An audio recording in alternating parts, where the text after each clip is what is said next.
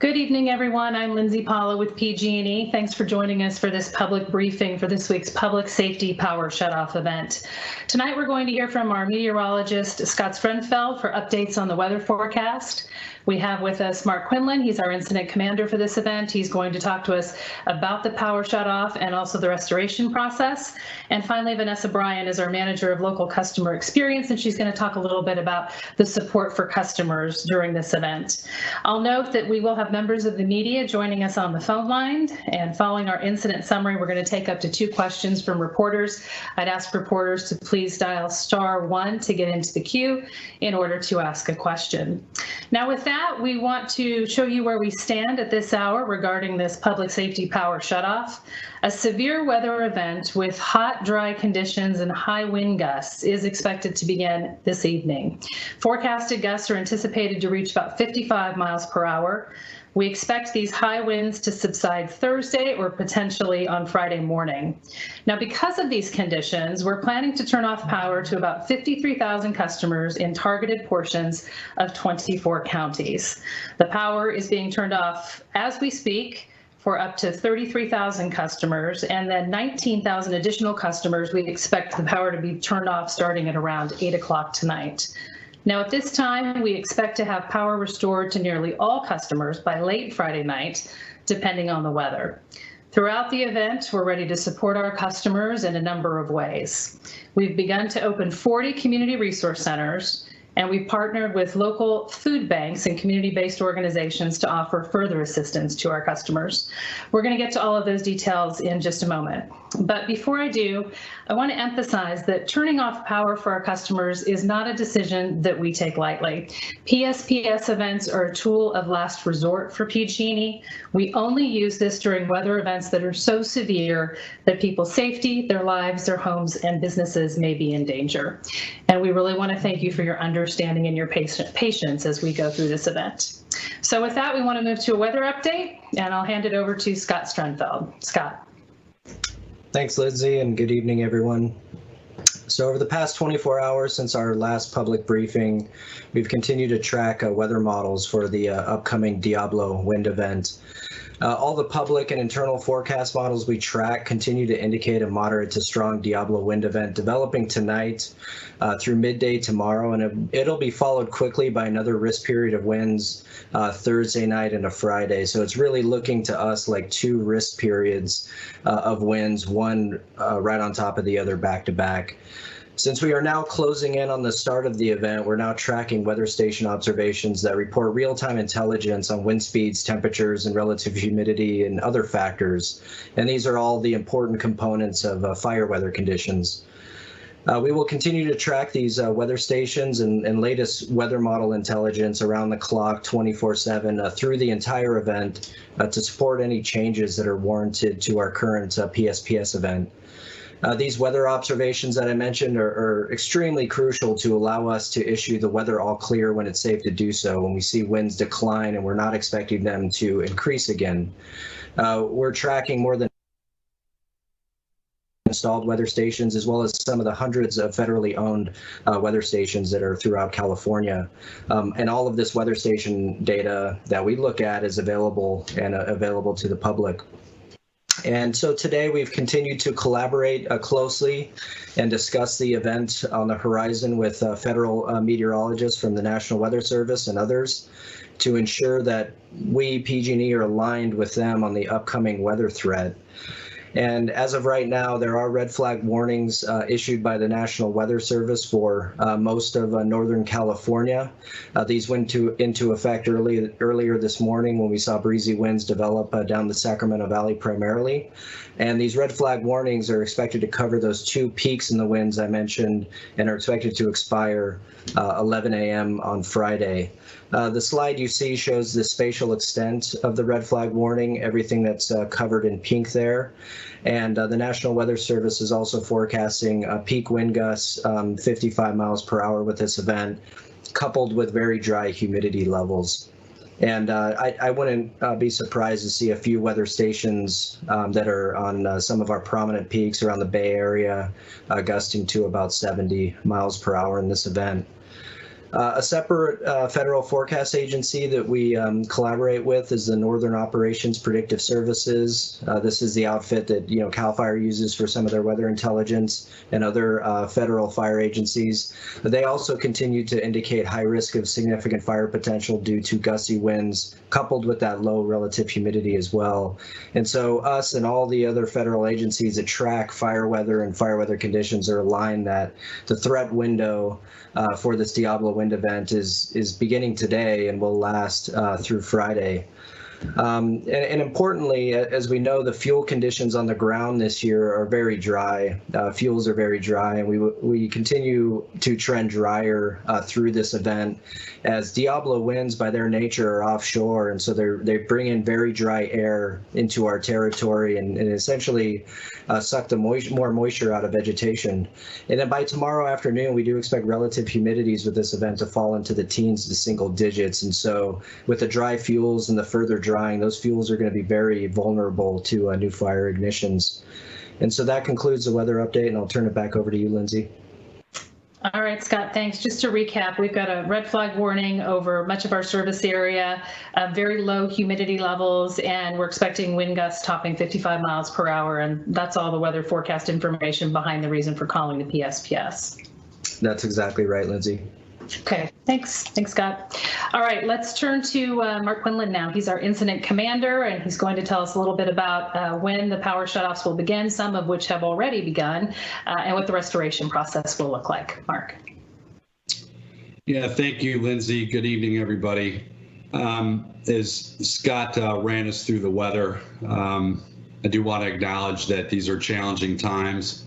Not only are we right in the peak of the wildfire season, and it's been quite the season so far in 2020. Many of us are working from home, schooling from home as well. So we recognize that hardships are introduced when we have power outages. That's why we are doing everything we can in our power to make public safety power shutoffs as small as possible to begin with. And we take that decision very, very seriously when calling one. It's our last resort option in the interest of preventing catastrophic wildfire.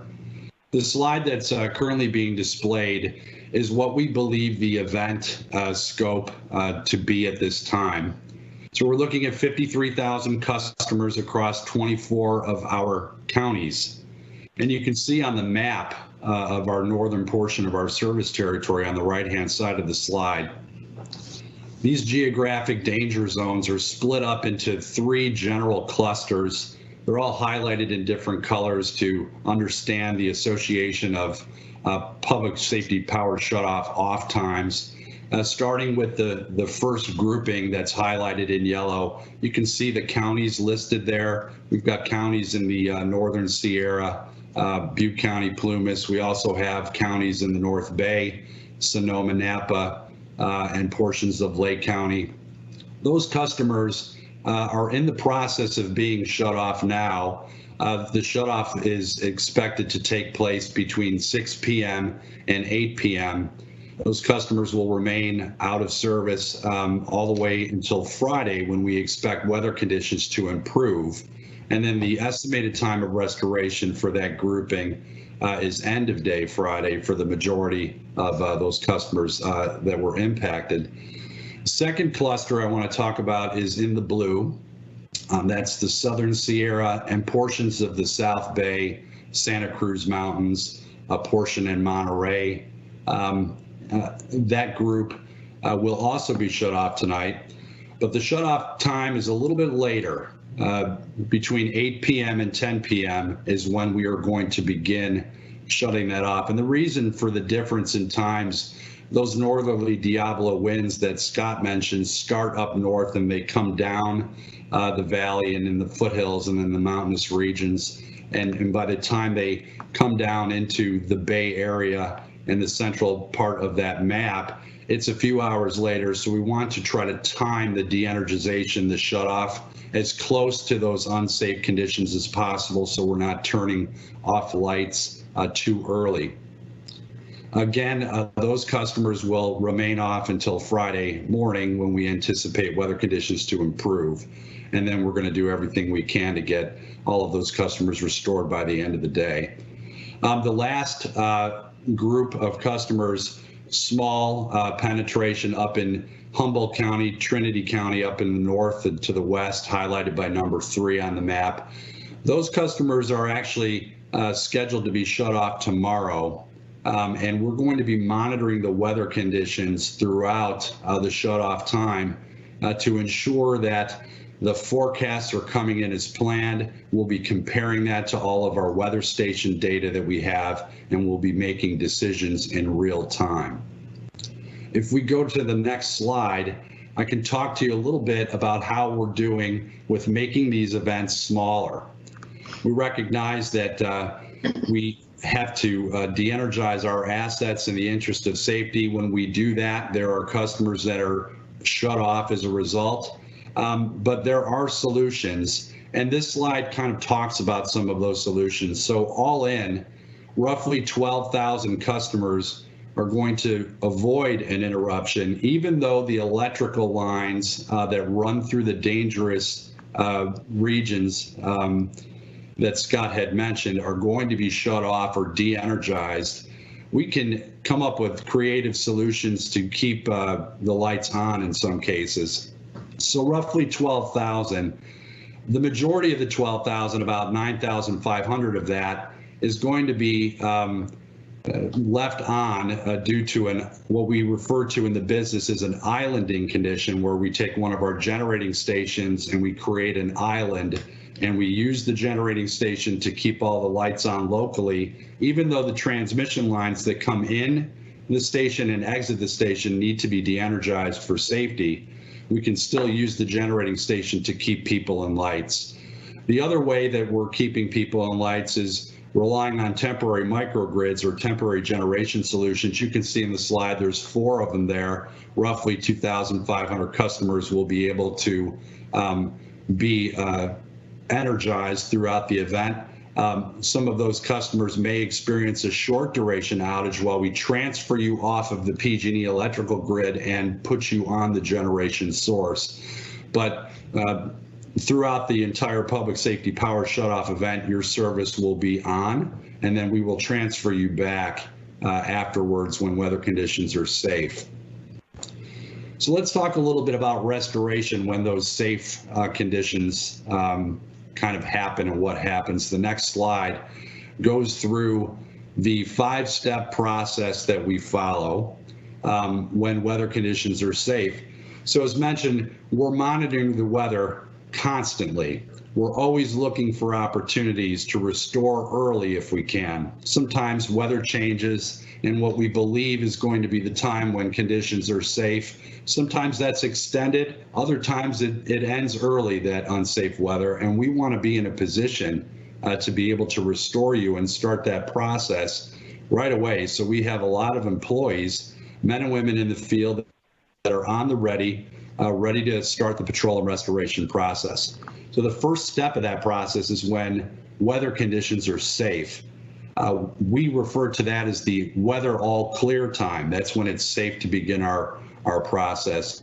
The first thing we do is notify customers that are in that area of scope that is in the all clear state. We will call you and we will let you know that the conditions have improved and we're going to begin the restoration process. We're also at that time going to provide you with an estimated time of restoration so that you can make plans and understand when your lights should be back on so that you can plan accordingly.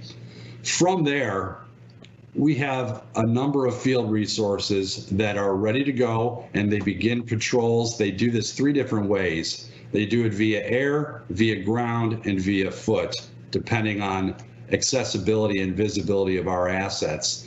The key here is to make sure that we inspect all of our infrastructure before we re-energize it or turn it back on. We want to make sure that while it was off, nothing happened to it.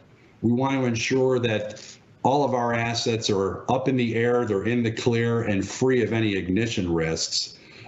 Typically, when we begin these patrols and conclude them, we find damages or we find hazards.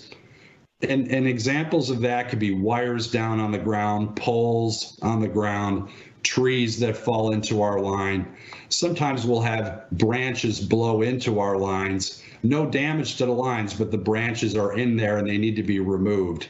So as we're patrolling, we have construction crews that follow the patrollers and they take care of all of that damage that we find. We do this concurrently so that we're constantly patrolling and constantly fixing if needed to ensure that we're pretty efficient on our restoration process.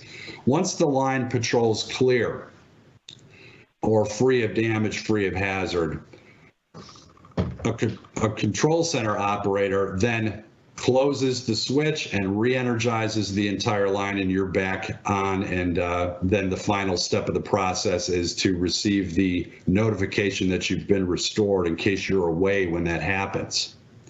So that is the restoration process. We hope to execute this process as soon as possible. We understand it's a hardship. Know that we're doing everything that we can to make these events as small as we can and as short as we can. But at the end of the day, this program is really all about safety. That's our #1 priority.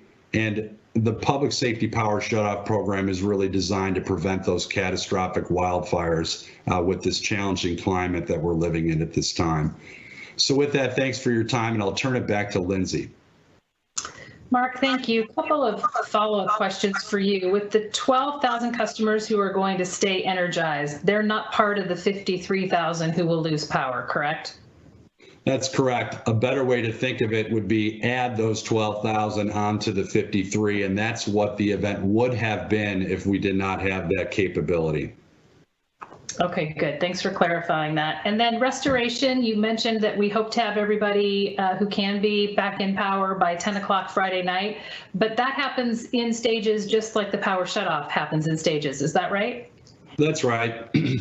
Our estimate at this time, based on weather forecasts, is that the event that will end in the morning on Friday, somewhere between a range of, say, 8 o'clock in the morning to around noon. That 4-hour range is when we anticipate the winds to decrease. It'll still be very dry. We'll still have red flag warnings because the fuels are dry, but the wind risk will be dissipated and it'll be safe to start restoring. That's our best estimate at this time based on forecasts. Now, what we typically see on occasion is that sometimes that all clear time is extended, where we thought it was 8 and it's really the winds haven't died down until 10. We know that by looking at our weather stations. We can see real-time data, what the wind speeds are, and we can trend the data to understand if it's on the downward trend. Oftentimes, though, the all clear times are pulled in a little earlier than forecasted. So when that happens, like I mentioned, we want to begin that restoration sequence as soon as we possibly can and get you back in lights as soon as possible. So it is a phased approach based on real-time operations and real-time weather conditions. Okay, thanks. Thanks very much for explaining that. Appreciate it. Okay, we want to go now to Vanessa Bryan. She's with our local customer experience team, and she's going to tell us a little bit about the community resource centers and other support services that are available for our customers during the event. Vanessa. Thanks, Lindsay, and hello, everyone. Thanks for taking the time to join us this evening. As my colleagues have already mentioned, we understand that this fire season has been particularly challenging, coupled with everything else that's going on in our lives. So our goal is to make public safety power shutoff events less difficult for you, and I'd like to share how we're working to do that. Now, we have prepared a total of 40 community resource centers, 37 of those open today at 5 o'clock, and they'll remain open until 10 p.m. tonight. And then starting tomorrow, we'll add 3 additional centers to have a total of 40 that will be open from 8 a.m. to 10 p.m. And those will stay open daily until most of the customers in the area have been restored. Customers are encouraged to go to pge.com/PSPS updates, and you can find information about the particular community resource centers, locations, and what they have to offer. In general, they provide an ADA accessible restroom and hand washing station, basic equipment charging for medical devices or other devices, and Wi-Fi. They also have up-to-date information about the PSPS event and water, snacks, and other essential items to try and reduce the hardship on our customers. Indoor centers also offer air conditioning, seating, and ice.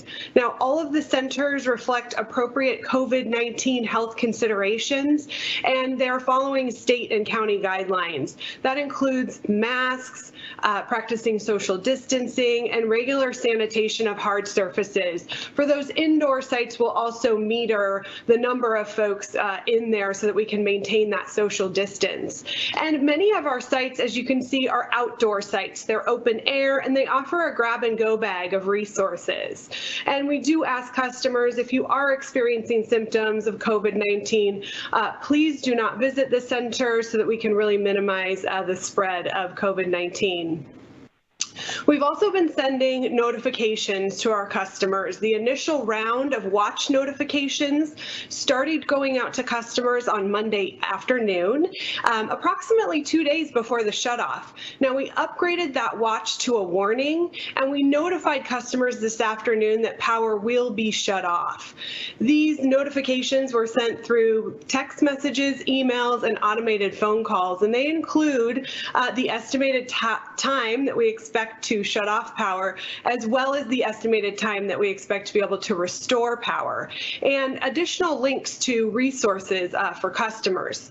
We also sent cancellation notifications to any previously notified customers who are no longer scheduled to lose power. And for customers who are on our medical baseline program, we have extra precautions in place because we know that turning off the power has an even greater impact on those who rely on it for medical equipment. So as of 4 p.m., we've been able to confirm contact with nearly 96% of our medical baseline participants who are part of this event. We continue to retry these notifications until customers acknowledge receipt of that notification. And today we began completing door knocks to those medical baseline customers who have not acknowledged receipt of our notification. Now, before we complete that door knock, some of those customers may have received up to 25 attempts to reach them. So if you are on the medical baseline program, it is really important that you acknowledge receipt of that notification. Our call centers have supported more than 49,000 calls since this event started, but the average wait time for PSPS related calls is only 4 seconds as of today, and we've seen nearly 716,000 visitors to our website. As a reminder, our customer notifications and information on our website is available in 13 languages. And there's also additional support information for our customers who are deaf and hard of hearing and rely on American Sign Language for information. Additional support efforts include continuing to partner with community-based organizations to assist our customers with medical, accessibility, financial, language, and aging needs. And for this event, we have 47 organizations that are providing customer resources, including food banks and Meals on Wheels.